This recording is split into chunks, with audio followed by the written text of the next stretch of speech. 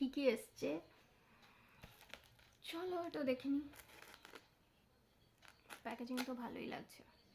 কিছু অর্ডার দিয়েছি এন্ডে আমি ভুলেই যাই। আমার বাড়ির রাস্তা দিতে আসে যারা তারা চিনে গেছে, আমি নিজে ভুলে যাই যে কি কি দিয়ে গেছি না দিয়ে গেছি, কারণ আমি বেশিরভাগ সময়ই থাকি না আর বাড়িতে ওরা দিয়ে যায়, তো ওরা নিজেরাই জেনে গেছে, দরজা ফরজা খুলে দিয়ে চলে যায়। আমি টেনশনে থাকি অনেক সময় যে আমি দরজা খুলে বাইরে চলে যাই, বাইরে থাকলে যাই না, ঘরে যদি থাকি বাই চান্স তখনই দরজা খুলে এপাশ ওপাশ যাই, বাট ওরা জানে যে ঠিক আছে দিদির কোনখানটা কি দিয়ে যেতে হবে না দিয়ে যেতে হবে। কাঁচিটা ইউজ করছি না, তোমাদের বারবারই বলেছি আমার ব্লেড দিয়ে কাটিং করতে ভালো লাগে, তো কাঁচিটা একদমই ইউজ করছি না। কাঁচিটা আছে, কাঁচির ভিডিওগুলো আমি ইনস্টাগ্রামে আমার দেওয়া আছে 2-3 বছর আগের, প্রচুর কাঁচি ইউজ করতাম। এরকম ধীরে ধীরে ধীরে ধীরে কাটো, এখন ফটফট ফটফট করে কাট করে নাও।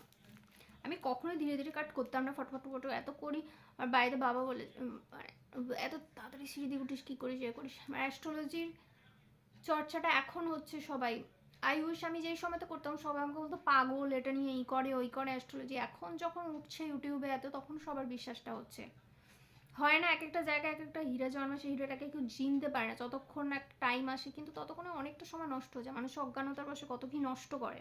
এই আমার ঠাকুর এসছে, এটা এইটুখানি, এটা নর্মদেশ্বর, এটা এখন খুব উঠেছে, বাট এইটুখানি শ্বেতপাথরের এত বড় দিল্লি থেকে তখন কিনেছিলাম তাজমহল থেকে, আমি গিয়ে এই বছর এখন একবারও পাইনি, মানে এত বছর আগে 2000 সালের ওটা, এখন গিয়ে পাইনি। শিব ঠাকুরগুলো নেই এখন, তাজমহলেও কিছুই বসতে দেয় না, যাওয়া বসতে দেয় 2-3 জন নিয়েছে, পুরো ঠকে দিয়েছে, বলছে দিদি তুমি নতুন এসছো এখানে বাই বলে, এরকম দুটো বাচ্চা ছেলে পালিয়েছে, কারণ আমি বেশি টাকা দিয়ে দিচ্ছি, অনেক বেশি টাকা, 300-400 টাকা এক্সট্রা দিচ্ছি, যেটার দাম 40 টাকা সেটার দাম আরও অনেক বেশি দিয়ে দিচ্ছি। এরকম একটা লাইটিংয়ের তাজমহল বলো, আরও 2-3টে জিনিস বলো, বাই বাই করে চলে গেছে, 2-3টে জিনিস না, 2টো জিনিস।